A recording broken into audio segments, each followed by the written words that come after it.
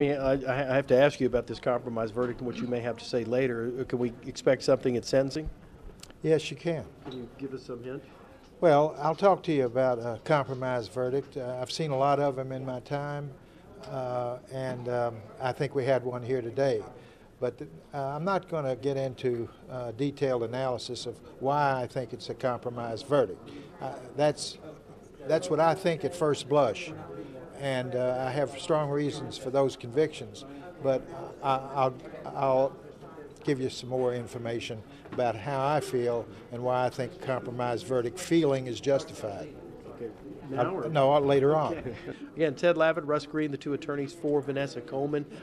Ted Lavitt saying they're generally pleased, but they feel that this was a compromised verdict, and we may hear more about that at sentencing. Let's bring in our expert, because I couldn't ask them, but I can ask you. What is a compromised verdict? What is the definition?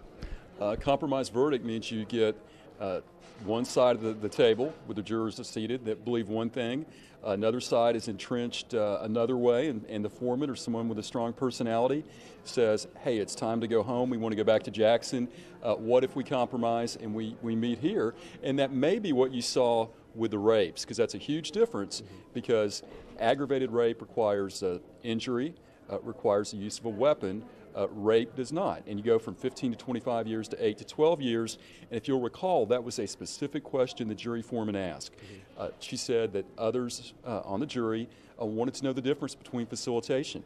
So, what you may have seen, Gene, is a compromise to get this concluded, so you didn't have a hung jury, but they really, it appears, struggled with the rape counts. Okay, now, Ted Lavitt just said to us here live on Channel 6 that we may hear more about this compromise verdict at sentencing.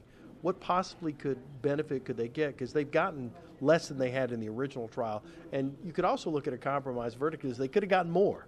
Well, a compromise verdict is a legal fiction, because what it is a verdict.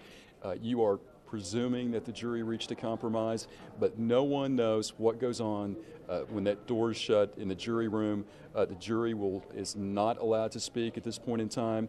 So if we're going to hear something, there better be some proof to back it up, because at this stage, it's nice to conjecture it was a compromise verdict, but absolutely nothing in this record to support that.